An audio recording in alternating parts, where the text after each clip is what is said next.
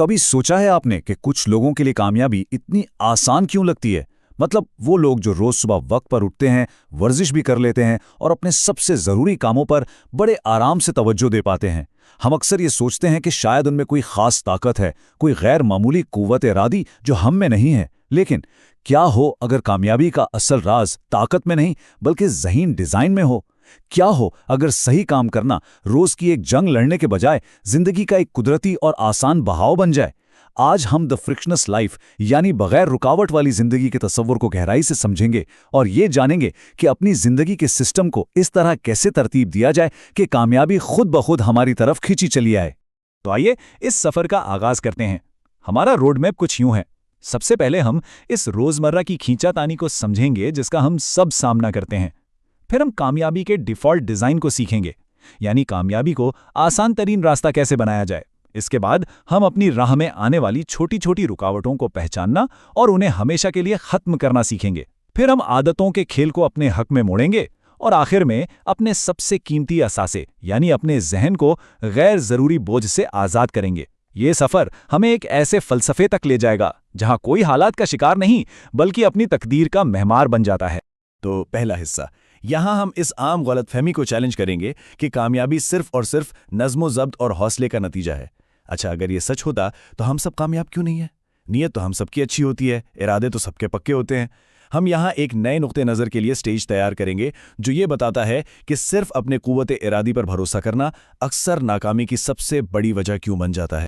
जरा यहाँ जिंदगी के दो बिल्कुल मुख्तलिफ रास्तों को देखें।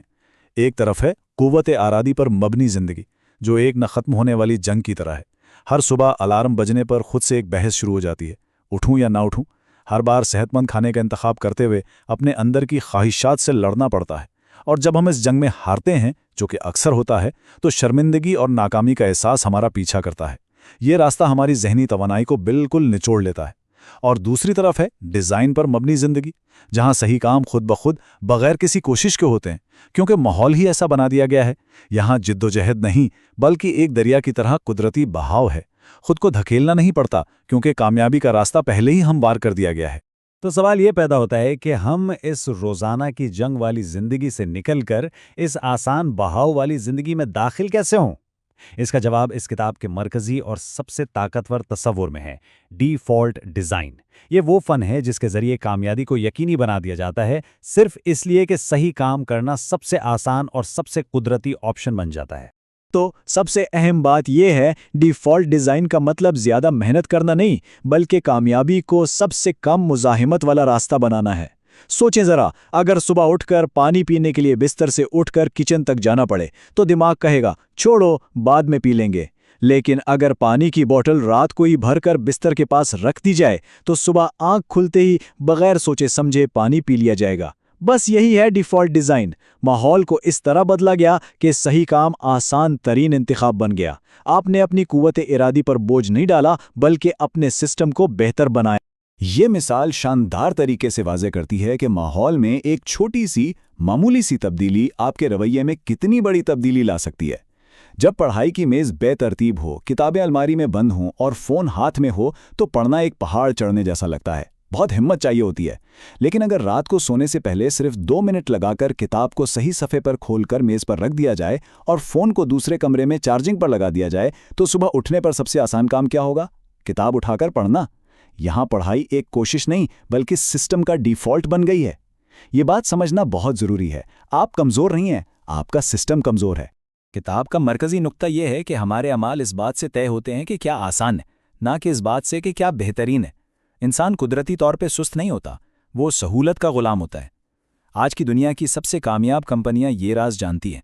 चाहे वो ऑनलाइन शॉपिंग हो या फूड डिलीवरी ऐप्स, वो सब कामयाब हैं क्योंकि वो हमारी ज़िंदगी से रुकावटें यानी फ्रिक्शन हटाती हैं।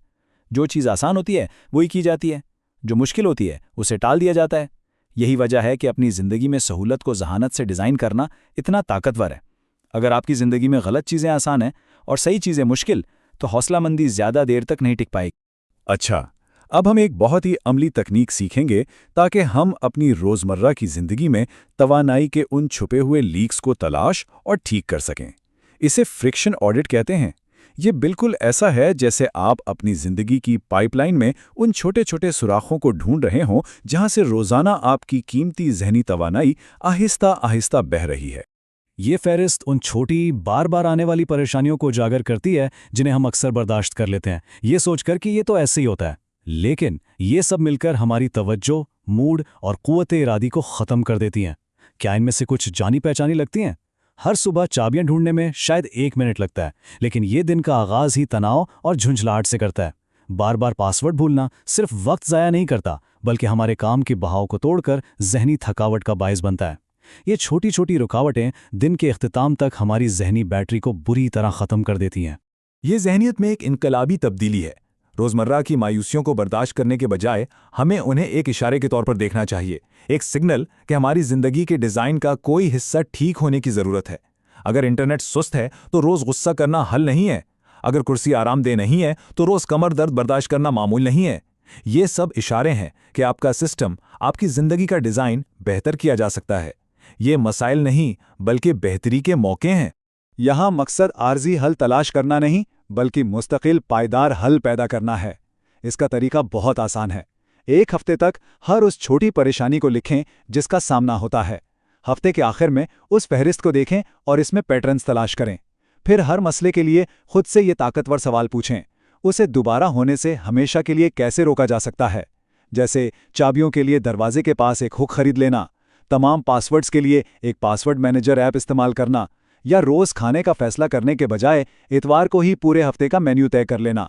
ये छोटे एक बार के हल मुस्तकबिल की बेशुमार ज़हनी तवानाई बचाते हैं। अब तक हमने रुकावटों को हटाने की बात की है जो कि हमारी दुश्मन है, लेकिन क्या हो अगर हम इसी दुश्मन को अपने फ़ायदे के लिए इस्तेमाल करें? इस दिलचस्प हिस्से में हम सीखेंगे कि फ्रिक्शन यानी रुकावट को हिकमत अमली के साथ कैसे इस्तेमाल किया जाए, यानी बुरी आदतों को जानबूझकर मुश्किल बनाकर और अच्छी आदतों को इंतहाई आसान बनाकर। फ्रिक्शन सिर्फ दुश्मन नहीं है, अगर इसे सही जगह इस्तेमाल किया जाए तो ये एक ताकतवर हथियार बन सकता है। ये स्लाइड बड़ी खूबसूरती से 2 हिस्सों पर मुश्तमिल हिकमत अमली को वाज़े करती है। एक तरफ अच्छी आदतों के रास्ते से हर रुकावट हटा दें। अगर आप जिम जाना चाहते हैं तो रात को ही जिम के कपड़े और जूते बिस्तर के पास रख दें। ये आपने अच्छी आदत से फ्रिक्शन हटा दिया। दूसरी तरफ बुरी आदतों के रास्ते में रुकावटें खड़ी कर दें। अगर आप टीवी कम देखना चाहते हैं तो रिमोट से बैटरियां निकालकर दराज में रख दें। ये आपने बुरी आदत में फ्रिक्शन शामिल कर दिया। अब टीवी देखने के लिए इजाफी मेहनत करनी पड़ेगी और हमारा दिमाग, जो सहूलत का गुलाम है, अक्सर आसान रास्ता चुनेगा और इस ख्याल को तर्क कर देगा। तो मरकज़ी नुक्ता यह है कि जब गलत काम करने के लिए थोड़ी सी भी इजाफी कोशिश की ज़रूरत होती है तो हमारा दिमाग अक्सर आसान, बेहतर मुतबादिल का इंतखाब करता है। हमें बुरी आदतों से लड़ने के लिए गैर मामूली क़ुव्वत इरादी की ज़रूरत नहीं है, हमें सिर्फ उन्हें गैर आरामदेह और तकलीफ़देह बनाने की ज़रूरत है। जब नाकामी एक मेहनत वाला काम बन जाए तो कामयाबी खुद ब खुद सबसे पुरकशिश इंतखाब लगने लगती है। अब तक हमने अपने बैरूनी माहौल को डिज़ाइन करने की बात की। ये सेक्शन खुद हमारे अंदरूनी माहौल यानी हमारे जहन पर तवज्जो मरकूज़ करता है। ये हमें सिखाता है कि हम अपने सबसे कीमती वसीला जहनी वजाहत और तवज्जो की हिफाजत कैसे कर सकते हैं, क्योंकि एक बेतरतीब बैरूनी माहौल एक बेतरतीब जहन को जन्म देता है और एक बेतरतीब जहन अपनी तवानाई को कभी भी बेहतरीन तरीके से इस्तेमाल नहीं कर सकता। सबसे पहले हम फैसले की थकावट यानी डिसीजन फिटीग से निपटेंगे। ये दिन भर बहुत से छोटे गैर अहम इंतखाब करने की वजह से पैदा होने वाली पोशीदा तवानाई की कमी है। हमारे दिमाग की फैसले करने की सलाहियत एक मोबाइल फ़ोन की बैटरी की तरह है, जो सुबह सवेरे तो 100% होती है, लेकिन दिन के साथ साथ कम होती जाती है। हर छोटा फैसला, क्या पहनूं, क्या खाऊं, पहले कौन सा काम करूं, उस बैटरी का थोड़ा सा हिस्सा इस्तेमाल करता है। ये चार्ट दिखाता है कि हमारी महदूद जहनी बैटरी का कितना बड़ा हिस्सा बार बार दोहराए जाने वाले कम असर वाले फैसलों पर ज़ाया हो जाता है। स्टीव जॉब्स का हर रोज़ एक ही जैसी काली शर्ट और जीन्स पहनना कोई फैशन स्टेटमेंट नहीं था, ये एक हिकमत अमली थी।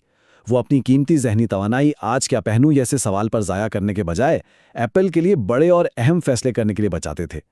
गैर अहम चीज़ों को ऑटोमेट करके या उनके फैसले पहले से करके आप अपनी बेहतरीन तवानाई उन कामों के लिए महफूज कर लेते हैं जो वाकई अहमियत रखते हैं।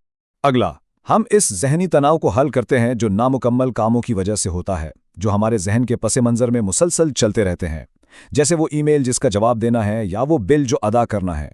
ये ओपन लूप्स कहलाते हैं और ये हमारे जहन के बैकग्राउंड में चलने वाली ऐप्स की तरह हैं जो खामोशी से हमारी जहनी बैटरी और तवज्जो को खा जाते हैं। उसका मंतिक बहुत सादा है। जब आप किसी ईमेल को खोलकर उसे बाद में देखूंगा कहकर छोड़ देते हैं तो वो सिर्फ आपके इनबॉक्स में नहीं जाता, वो आपके दिमाग में भी एक खुली हुई फाइल बनकर चला जाता है। वो एक नामुकम्मल काम बनकर आपकी तवज्जो खाता रहता है। वन टच रूल कहता है कि किसी भी मालूमात या काम को सिर्फ एक बार छुएं और उसी वक्त उसका हतमी फैसला करें, उसे बाद के लिए मत छोड़ें। ये सादा अमल ज़हनी बेतरतीबी को जमा होने से रोकता है और इस बात को यकीनी बनाता है कि ज़हन साफ और मौजूदा काम पर मरकूज रहे। अगर किसी ईमेल का जवाब देने या उस पर अमल करने में 2 मिनट से कम लगते हैं तो उसे फौरन कर दें। अगर वो काम किसी और के लिए है तो उसे फौरन उस शख्स को भेज दें। अगर वो बेकार है तो उसे फौरन हज़्फ कर दें। इसे बाद के लिए छोड़ना सबसे बड़ा ज़हनी फ्रिक्शन पैदा करने वाला अमल है। इस उसूल को अपनाने से न सिर्फ आपका इनबॉक्स साफ रहता है बल्कि आपका दिमाग भी पुरसुकून और तवाना रहता है। और आखिर में आइए इन तमाम तसव्वुरात को एक साथ मिलाकर एक मरबूत फ़लसफ़ा तश्कील दें। ये सिर्फ कुछ टिप्स और ट्रिक्स के बारे में नहीं है, ये एक होशियार ना कि मुश्किल ज़िंदगी गुजारने का एक नया तरीका अपनाने के बारे में है। ये ज़िंदगी को देखने के अंदाज को मुकम्मल तौर पर बदलने के बारे में है। ये हतमी सबक है, जिंदगी के चैलेंजेस का शिकार बनने के बजाय एक फ़ाल मामार बनना जो एक ऐसा निज़ाम डिज़ाइन करता है जहां कामयाबी एक कुदरती नतीजा है। आप अपने माहौल की पैदावार हैं तो क्यों ना इसके डिज़ाइनर बन जाएं। अपनी कुव्वत इरादी की कमी को मोर्दे इल्ज़ाम ठहराना छोड़ दें, अपने सिस्टम के डिज़ाइन को ठीक करना शुरू करें। होशियार कोशिश का मतलब ज़्यादा जोर लगाना नहीं बल्कि अपने रास्ते से पत्थर हटाना है। और सबसे अहम बात, कामयाबी कोई ऐसी चीज़ नहीं जिसका पीछा किया जाता है, ये वो मंजिल है जिससे आप खुद ब खुद टकरा जाते हैं जब आपका रास्ता साफ और हमवार हो। तो आखिर में ये सवाल खुद से पूछने का है, क्या ज़िंदगी को हालात के रहमो करम पर गुजारा जाए या उन हालात को डिज़ाइन करने की जिम्मेदारी उठाई जाए। विक्टिम यानी शिकार सिर्फ शिकायत करता है, जबकि आर्किटेक्ट यानी मेहमार तामीर करता है। बग़ैर रुकावट वाली ज़िंदगी को डिज़ाइन करने का इंतखाब और उसकी तामीर अभी से शुरू होती है।